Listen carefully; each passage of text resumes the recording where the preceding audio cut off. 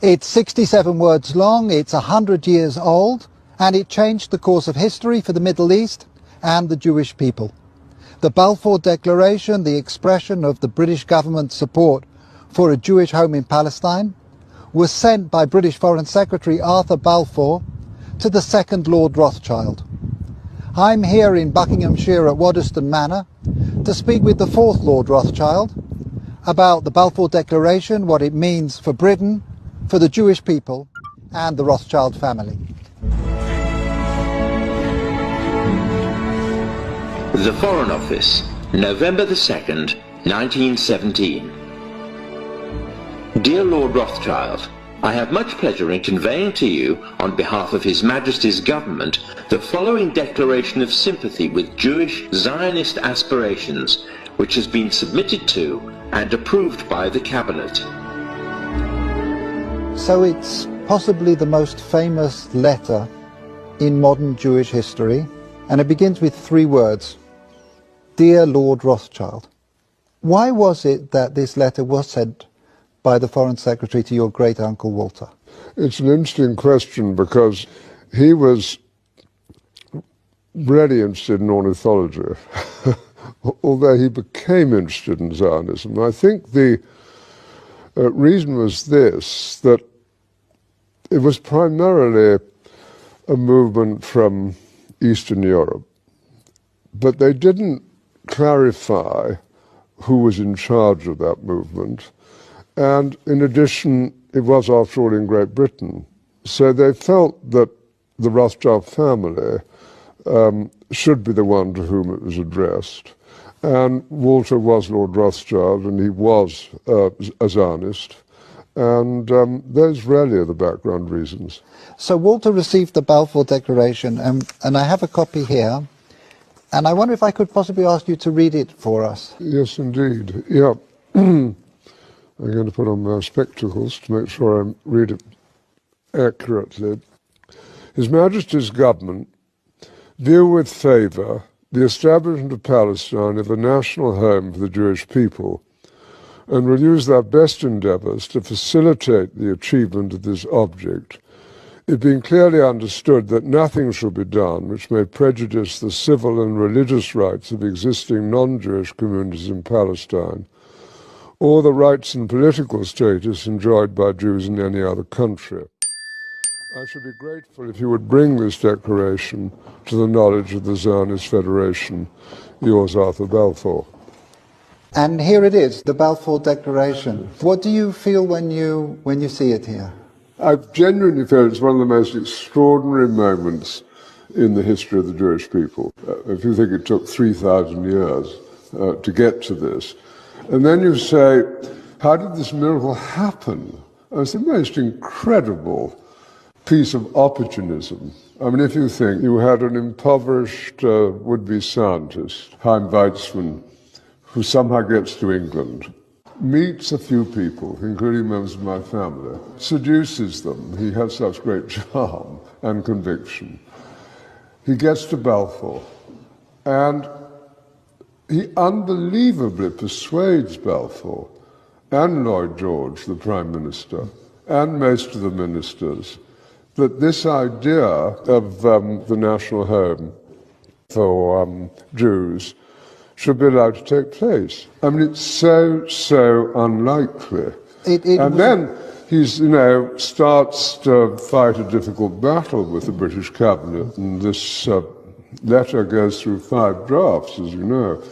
And in the end, it comes out as a rather compromising letter. I mean, the essential point is there for the Jewish community to fasten on to. You have the first bit, which promises a national home rather than the national home, and then you have the bit that nothing that's to be done should in any way harm the Arab community.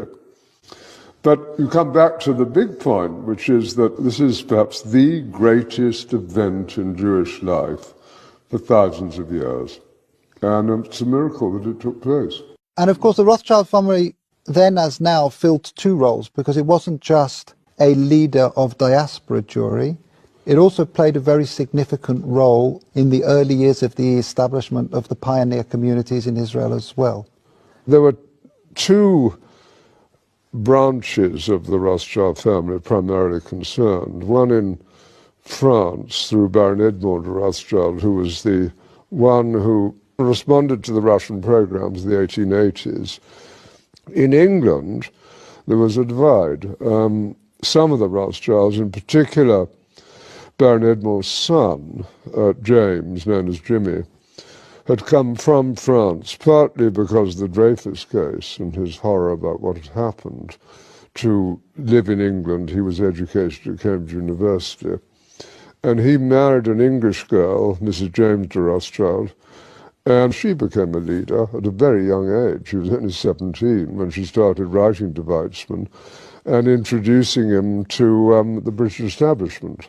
Other Rothschilds felt it was better to be assimilated into English life, and although they retained their interest in Judaism and Jewish life, they didn't think it was a good thing that this national home should be established in Israel. So it was something that divided my family, as with many other families.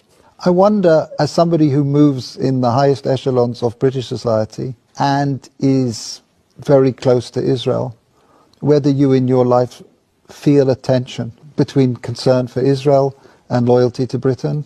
No, I don't personally feel that. I mean, I've been completely committed to Israel since the early 1960s, and have been there every year since.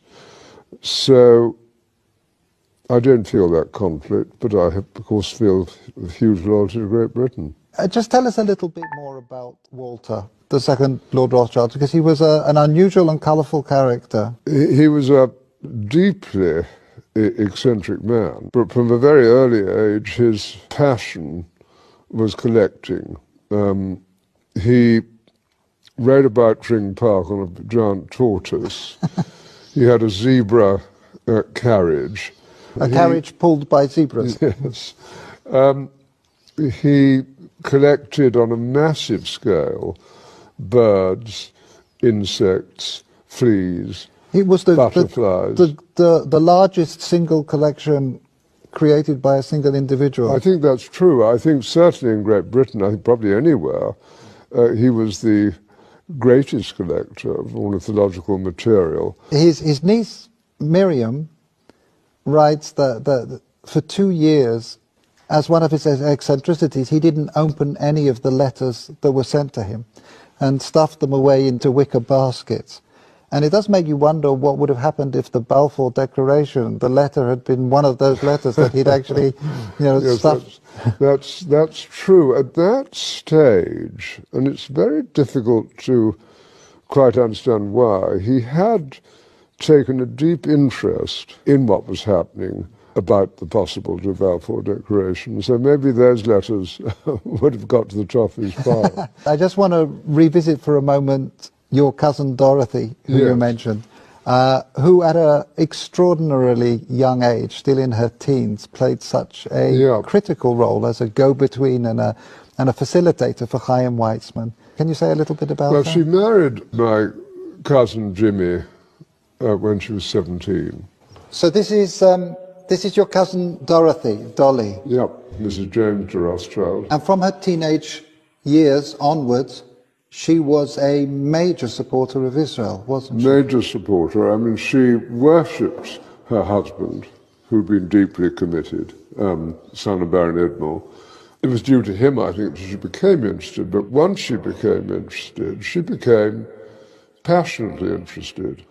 After his death, she became even more committed. She just wanted to carry out his wishes and what he cared deeply about. And then she had her own personality, a deeply good human being who was quite unselfish. She devoted herself to this place, to Israel, and to a few friends, and had a wonderful life.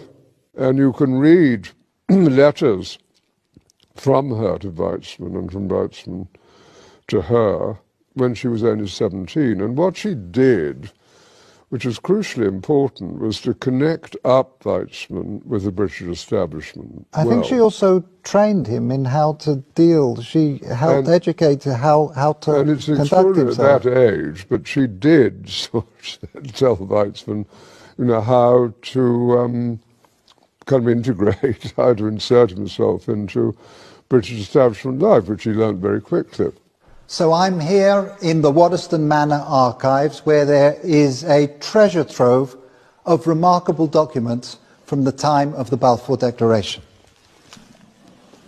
We have the correspondence here between the teenage Dorothy and her husband James, and it's really a love story. Here Dorothy is writing to James. She says, "Jimmy, I thought I would not like one day to pass without giving you a piece of news you have never heard before. I love you." But of course their correspondence wasn't just romantic correspondence. Here we have detailed letters describing her dealings with Zionist leaders, her advice and her suggestions regarding the conferences of the Zionist movement. And here we have a letter that the young Dorothy, still not 20, sent to Dr. Chaim Weizmann, where she's talking about the meetings that she's arranged for him. And as we've heard, she was helpful in training and preparing him to enter into the highest echelons of British society to advance the cause of the Zionist movement.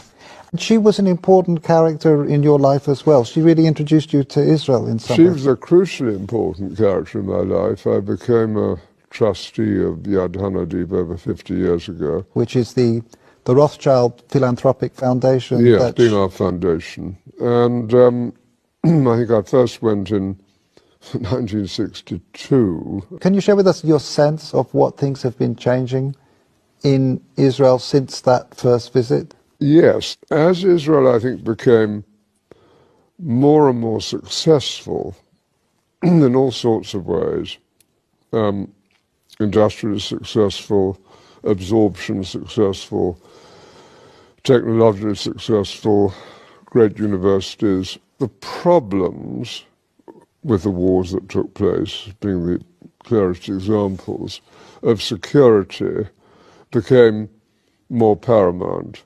And so you did see a shift in Israel from kind of the liberal Western place that it had been in the early 60s to something of a very different character.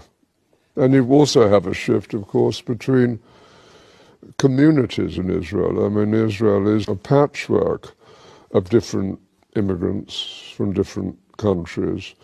And you have the religious, you have the non-religious, you have a town like Tel Aviv, which is attractive to the kind of business community, to what I would call ordinary city life. And then you have Jerusalem, which remains a very religious city and full of conflict between Arab neighbors and itself. Those internal issues within the fabric of Israeli society are one of the main focuses of Yad Hanadiv.